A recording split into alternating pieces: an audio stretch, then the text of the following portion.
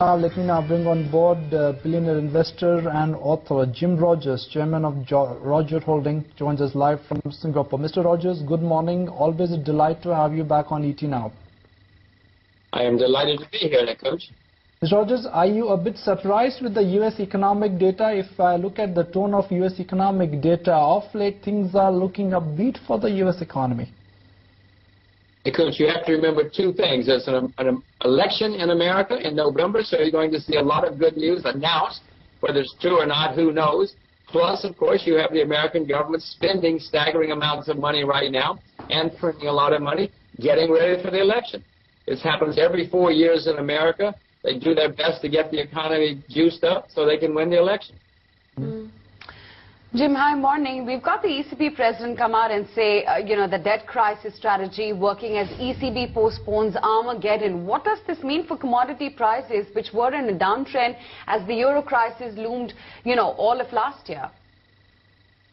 Well, commodity prices have not been in a downtrend. They may have been in a short-term downtrend, but long-term, secularly, commodity prices are still in a major uptrend, Aisha, and that's going to continue.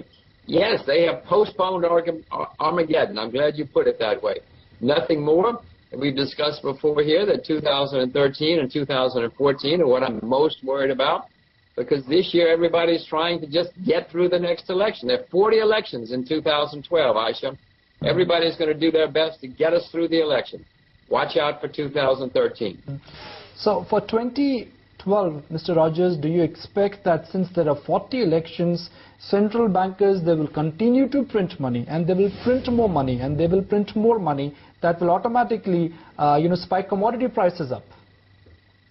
Yes, Nikut. Also, as we discussed before, I think I told you that if the world economy gets better, then obviously commodity prices will do well because of the shortages.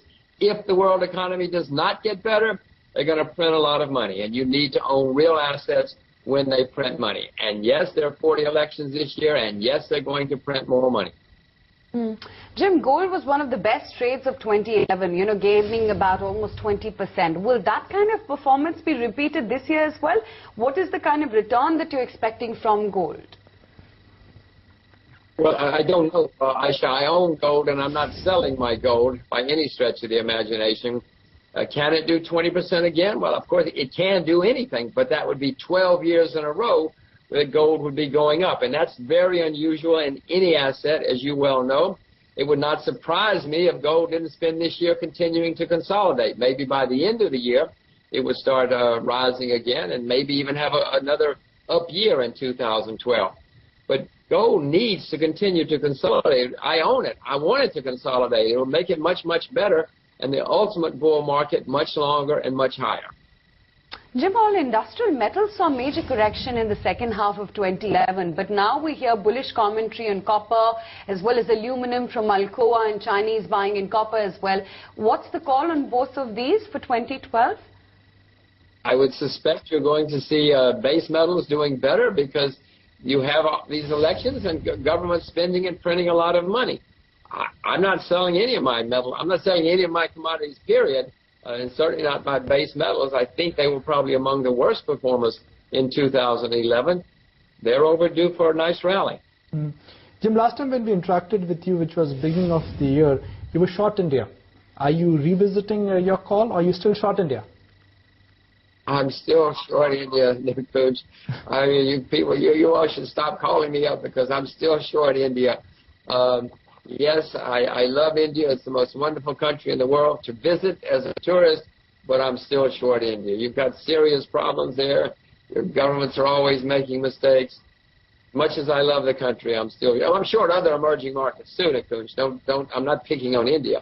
I'm short many emerging markets. We always love to have you back, Jim. So even if you're short India, we certainly will invite you back. But within the Indian market, what are you short on? Are you short on index, or are you short on some specific group of stocks? No, I'm short the index. I'm short the index in emerging markets everywhere. Brazil, Indonesia, most emerging markets. So if you are bullish on commodities, why are you short on Brazil and Russia? Because these are two markets which get about 60% of their total GDP from commodities. I think I understood your question. I could barely hear you, but Brazil is wonderful, and I'm very bullish on commodities, and the two are commodity countries. Brazil is normally not a very well-managed country, and the new government has been making what I consider many mistakes, and of course the market there was very, very high. All emerging markets ran up a lot in 2010, 2009 and 10, and that's why I started shorting emerging markets, mainly on price, Nikunj, because most of them just went up too much.